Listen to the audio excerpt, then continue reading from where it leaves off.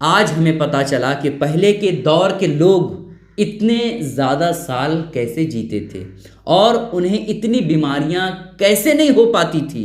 आज मुझे पता चला जब मेरी नज़र इस फ़ायदे की तरफ गई।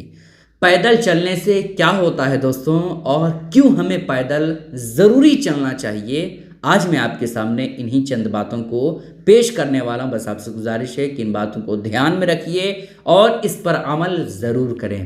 पैदल चलने से फ़ायदा क्या है वो आप सुने।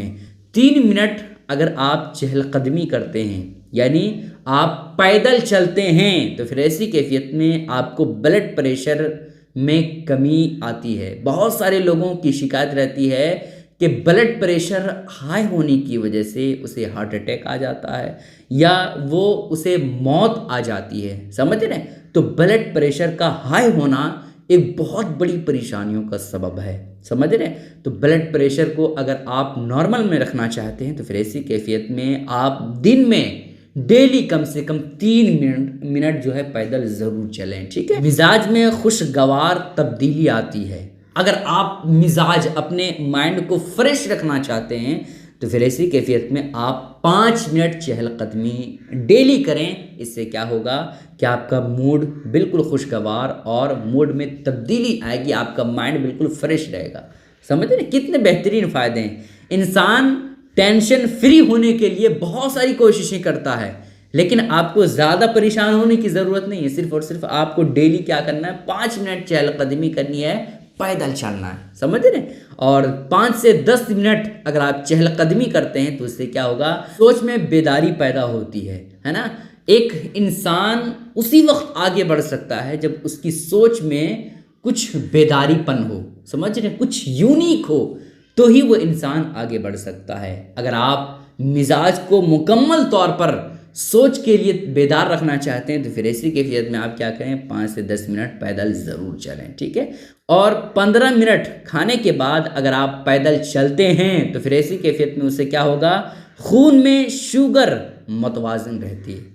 बहुत सारे लोगों की शिकायत शुगर से रिलेटेड है। समझ रहे हैं? तो शुगर के मरीज़, शुगर के पेशेंट को चाहिए कि खाने के फ़ौरन बाद 15 मिनट तक लगातार चहलकदमी करे, 15 मिनट तक पैदल चले।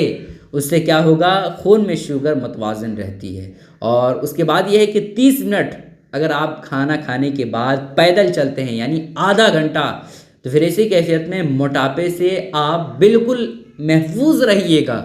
बहुत सारे लोगों की शिकायत रहती है कि हज़रत खाते तो नहीं उस तरह, समझ रहे हैं, ऑयल वाली चीज़ों को भी मैंने रोक दिया, नहीं खा रहा हूँ, लेकिन इसके बावजूद हमारा मोटापा कम हो ही नहीं रहा। तो भाई आप बिल्कुल सावधान हो जाइए, इस काम को करना स्टार्ट कर दीजिए, आपका मोटापा बिल्कुल घट जाएगा।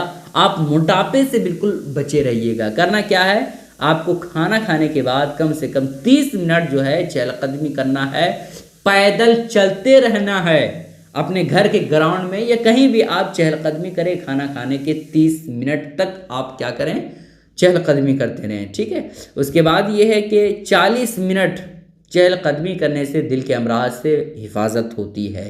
दिल की बीमारी बहुत सारे लोगों को होती है, जैसे हार्ट अटैक का आना, अल्लाह ना करे कि ये बीमारी किसी को हो, है ना। दिल के अमराज बहुत ही ज़्यादा ख़तरनाक, बहुत ही ज़्यादा डेंजरस होता है। इस वजह से दिल के अमराज से अगर आप बचना चाहते हैं तो फिर ऐसे कैफियत में दिन में आप 40 मिनट तक, यानी आधा घंटा 10 मिनट तक आप चहलकदमी ज़रूर कीजिएगा। इससे बहुत सारे आपको फ़ायदे मिलेंगे। ठीक है? और 90 मिनट तक आप चहलकदमी कर पाते हैं तो फिर ऐसी कैफियत में आपके लिए तो सोने पे सुहागा है। समझ रहे हैं? आपके जिस्म के लिए बहुत सारे फ़ायदे हैं। 90 मिनट तक पैदल चलने से फ़ायदा क्या है वो आप सुने। मायूसी और डिप्रेशन के असरात से महफूज रहेंगे आप।